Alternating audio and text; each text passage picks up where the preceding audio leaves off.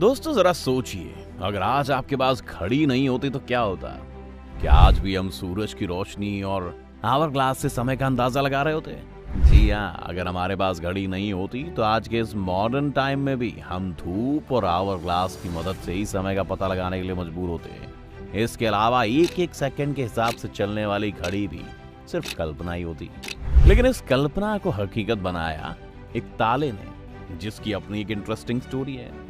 घड़ी की इस कहानी को जानने के लिए आप इस वीडियो के साथ बने रहिए। मॉडर्न घड़ी के आविष्कार पर विवाद। घड़ी का आविष्कार दुनिया के सबसे प्रमुख और इम्पोर्टेंट आविष्कारों में से एक माना जाता है। वैसे तो स्मार्टफोन और स्मार्ट वॉचेस के बाजार में आने के बाद अब लोगों को रिस्ट वॉचेस का इतना शौक नहीं रहा जितना पहले हुआ करता था। लेकिन अगर घड़ी का आविष्कार ना होता तो शायद हम एक्यूरेट टाइम का पता नहीं लगा पाते।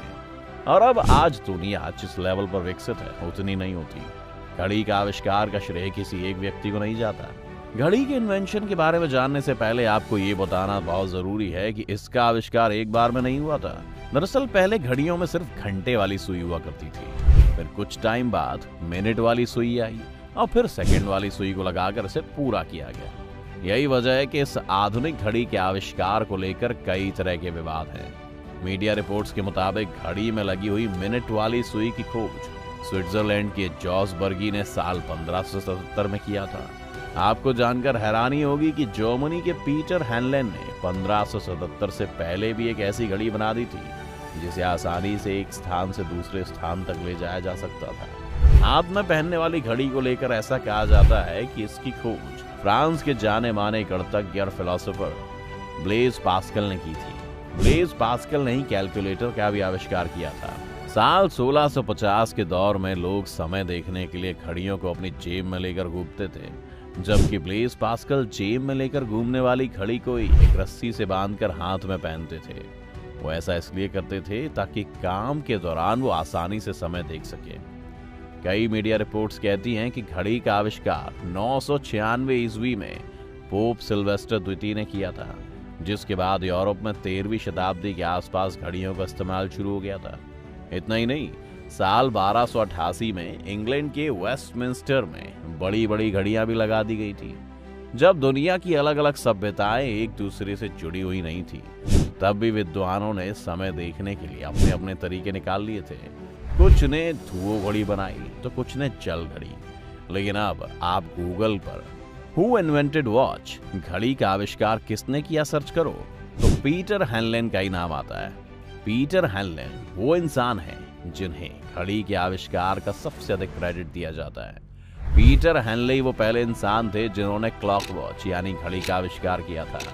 पीटर हैनले के द्वारा बनाई गई मशीन, जिसे क्लॉक वॉच का नाम दिया गया था, वो बिल्कुल सटीक समय बताता था।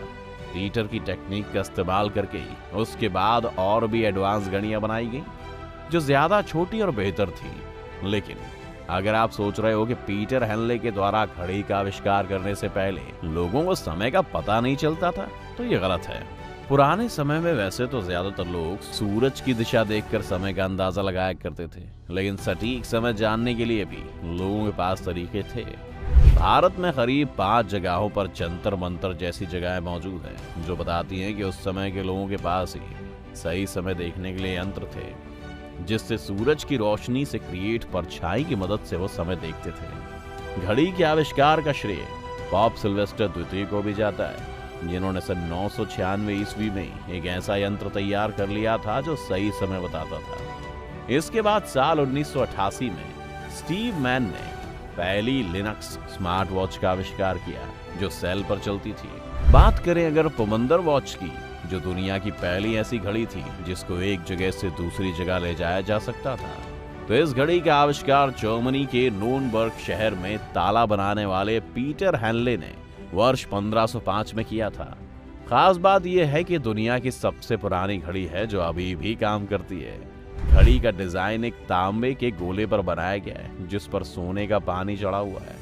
इस घड़ी का प्रोडक्शन सही मायनों में टॉर्सन पेंडुलम और कॉइल स्प्रिंग मैकेनिज्म की मदद से किया गया था। अपने पूरे जीवन में हैनलेन ने इसी तरह की कई घड़ियां बनाई जिसे न्यूरमबर्ग एग भी कहा जाता है। इसके अलावा हैनलेन ने 1541 में लैक्टिनो महल के लिए एक टावर घड़ी भी बनाई थी जो आज भी चल रही है। दोस्तों ये थी कहानी घड़ी के बनने की। आइए जानते हैं आखिर सेकंड की सुइयों की वैल्यू क्या होती है। तो इससे जुड़ी दो मान्यताएं हैं। पहली, पृथ्वी अपनी धुरी के चारों तरफ एक चक्कर लगाने के बाद जितना समय लगाती है उस समय का 1/86,400वां भाग 1 सेकंड होता है। इसका मतलब ये है कि 24 घंटे का दिन 86,400 सेकंड का होता है। दूसरी मान्यता ये है जो इंटरनेशनल मानकों पर भी सही माना जाता है, वो है सेसियम परमाणु घड़ी द्वारा सेकंड को हर समय की इकाई के रूप में मान्यता दी गई। इस तरह सेकंड की परिभाषा के हिसाब से वो समय है जब सेसियम इलेक्ट्रॉन द्वारा 9,19,26,31,770 चक्कर पूरा करने में लगाया जाता है। लेकिन ये तो उस सेकंड की बात है जो आज की घड़ियों में इस्तेमाल होती है। लेकिन एक वक्त ऐसा भी था जब लोग धूप घड़ी के इस्तेमाल से समय का अंदाजा लगाया करते थे। इसीलिए आइए जानते हैं कि धूप घड़ी कैसे काम करती है। धूप घड़ी एक ऐसा मैकेनिज्म था जिससे दिन के समय की गणना की जाती थी। ये इस थ्योरी पर काम करती है कि दिन में जैसे जैसे सूर्य पूर्व से पश्चिम की तरफ जाता है उसी तरह किसी वस्तु की परछाई पश्चिम से पूर्व की तरफ चलती है। सूरज लाइनों वाली सतह पर परछाई डालता है जिससे दिन के समय घंटों का पता चलता है। लेकिन दुख तो ये था कि रात में समय नहीं बता सकती थी ये घड़ी, लेकिन दिन के समय भी टाइम की एक्यूरेसी के लिए धूप घड़ी को पृथ्वी की परिक्रमा की धुरी के सीध में रखना होता था।